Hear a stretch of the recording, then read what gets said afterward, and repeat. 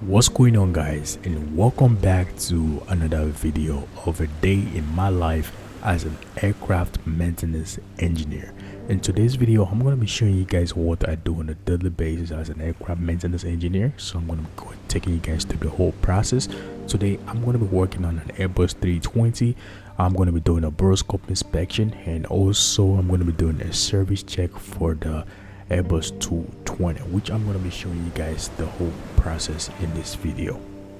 Starting off with the Airbus 320, the first thing I like to start off with is by doing my service check. So basically I'm going to be checking all the fluid used on the aircraft to make sure they are all serviceable. First thing I like to check is my engine oil, so make sure you want to check the quantity to make sure the quantity is serviceable. The next thing I like to check is my hydraulic system fluid. You want to make sure the harrow is in a green band. That means the hydraulic system is serviceable. If the harrow is not in the green band, you want to do some further investigation to make sure there's no type of leakage and reservice your hydraulic system. The next thing I like to check is my crew oil quantity, my crew oxygen quantity, and this varies depending on the temperature of the day. You want to make sure you follow your AMM, because the AMM will tell you the specific quantity, the minimum quantity depending on the temperature. The last thing I like to check is my APU oil quantity, and you can do that by accessing the MCDU. Filter it by the ATA chapter, so I'm going to go to the ATA chapter for the APU, and it takes about 30 seconds to load up. Once you load up, you can actually click the service data, and the service data will give you a lot of information.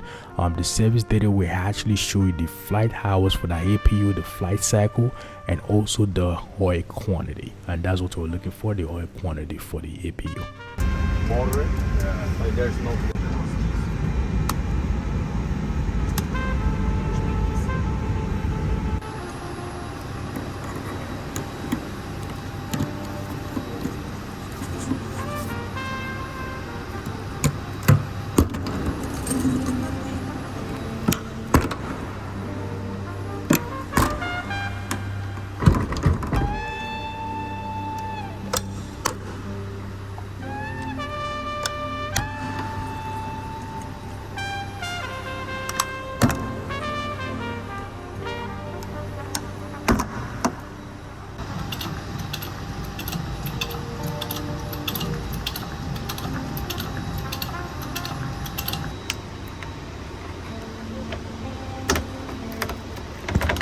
Starting off with the Airbus 320, I'm going to be doing the borescope inspection for the combustion chamber and also the HPT stage 1 vent. So basically I'm going to be checking the combustion chamber for any type of crack, burn through, burn back. I'm going to be checking the HPT stage 1 vent also for that requirements, and also to get access to the combustion chamber you have a borescope port, which is located at I believe 3 o'clock and 10 o'clock for this engine specifically. For this purpose of inspection, I'm just going to be removing the ones at 3 o'clock. The reason why is I can actually gain access to everything from that position.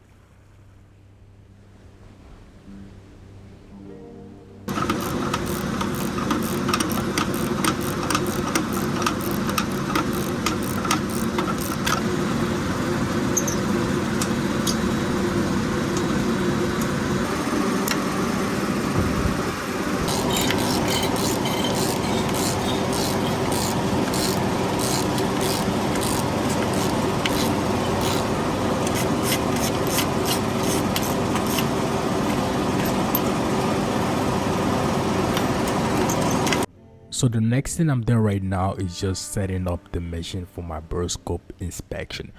If you're curious about how to use this machine, I actually have a full video on my channel that explain more in detail on how to set up this machine, how it works, the functions. So if you're curious about how to do a borescope inspection, feel free to go check out the video on my channel. I have a full video, so I'm not really going to be explaining the whole process again in this video, but it's a pretty easy one. It's pretty easy to set up. I'm going to be showing you guys how I use it in this video also.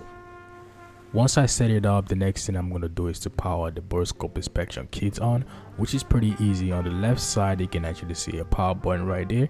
All you got to do is press it, and it takes about 10 to 15 seconds to do is byte test, make sure like it's doing like it's an old function test, just like your phone looks like your computer. Whenever you power it on, it takes a couple seconds to power on. After powering up the borescope inspection kit, the next thing I usually do is to change the settings for where my images and videos are being saved on. So basically I input a flash drive where I save all my images and videos. The whole purpose of why I do that is because it's so much easier for me to track my own personal borescope inspection. And as you can see, I have a bunch of files from previous borescope inspection that I've done previously. And how do I save it? I usually save it by VIN number or by the ESN, which is the engine serial number, and this engine was like ESN 12 something, right? So you just guys can get an idea of how I save my files. So now the whole setup is all done. Now it's about time to do the borescope inspection. So I'm going to be doing the borescope inspection for the combustion chamber. I'm going to be checking for any type of crack, any type of burn through, burn back, and I'll be doing the same thing on the HPT VIN. Checking for crack, burn through, burn back, any type of defects in the corners of my AMM. And once I'm done with the inspection, I'm going to be back with you guys. Alright guys, so the borescope inspection was done. It was a successful one. There was not that much defect found on this engine. I've actually done the inspection on this engine before, but yeah, it was a successful one. But yeah, right now I'm just doing putting some anti-seize on the borescope inspection plug, and the purpose of the anti-seize is because of how hot the combustion chamber gets. It gets really hot, and because of that, the boat has a tendency of getting seized. So basically this is like a lubricant to prevent it from seizing, so whenever we have to remove it the next time, it's so much easier for us to remove.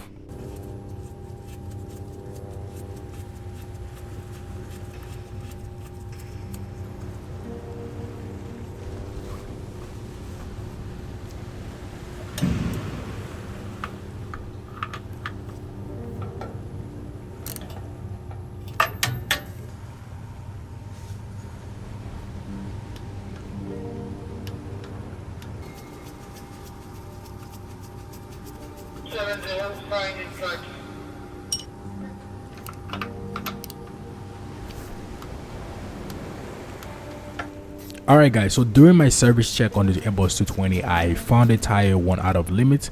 So basically I'm going to be replacing the tire in this video. The first thing I am doing is removing the TPMS, which is my tire pressure monitoring system, and the whole purpose of that is to give you the indication of the tire pressure in the cockpit. Like the Airbus 220, you can actually see the old tire pressure in the cockpit.